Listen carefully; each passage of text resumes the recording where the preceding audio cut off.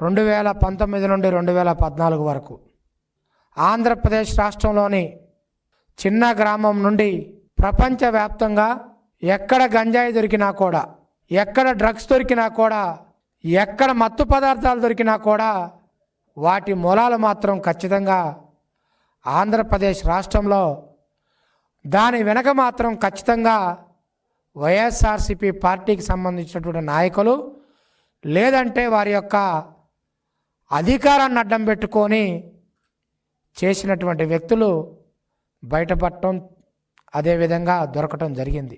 అందులో భాగంగానే ఇంకా కూడా ఆంధ్రప్రదేశ్ రాష్ట్రంలో వైఎస్ఆర్సీపీ పార్టీ అధికారంలో ఉంది అని చెప్పేసి ఎవరైనా భావిస్తున్నారో నాకైతే తెలియదు. కానీ విద్యార్థి నాయకుడైనటువంటి పులగం కొండారెడ్డి, వైఎస్ఆర్సీపీ పార్టీ విద్యార్థి విభాగంలో పనిచేస్తున్నటువంటి క్రియాశీలకమైనటువంటి విద్యార్థి నాయకుడు వైఎస్ఆర్సీపీ పులగం కొండారెడ్డి లిక్విడ్ డ్రగ్స్ తోటి మరి ఇంజనీరింగ్ విద్యార్థులకు, కళాశాలల విద్యార్థులకు, యువతకి, విశ్వవిద్యాలయాలలో కొంతమందికి సప్లై చేస్తూ పట్టుపడ్డ విషయం అందరికీ తెలుసు.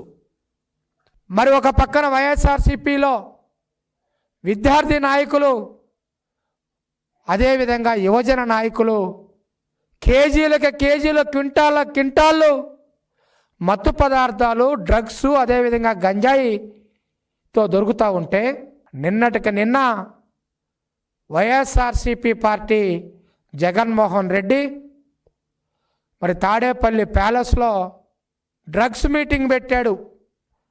దానికేమో స్టూడెంట్స్ మీటింగ్ అని చెప్పేసి పేరు పెట్టాడు. నిజంగా నిన్న జరిగినటువంటి మీటింగ్ అది డ్రగ్స్ మీటింగ్, స్టూడెంట్స్ మీటింగ్ కాదు.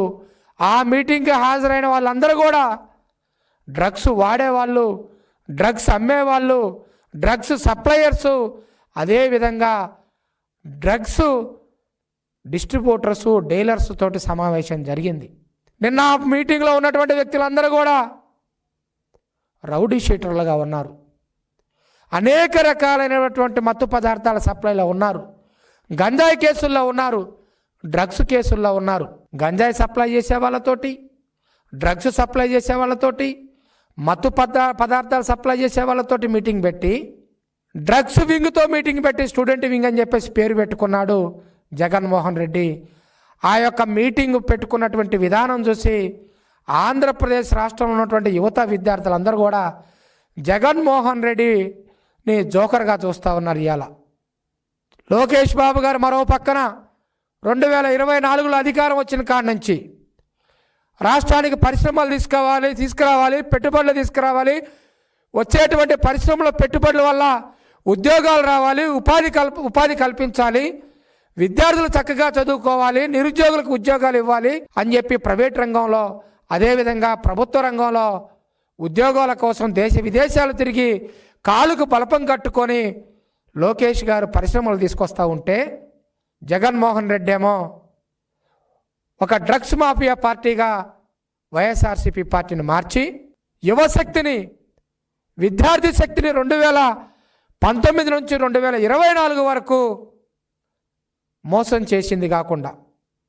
ఒక్క డిఎస్సి ఇవ్వలేదు, ఒక బ్యాక్లాగ్ పోస్ట్ ఇవ్వలేదు, ఒక ఉద్యోగం ఇవ్వలేదు, ఒక కంపెనీ తీసుకురాలేదు, ఒక పెట్టుబడి తీసుకురాలేదు.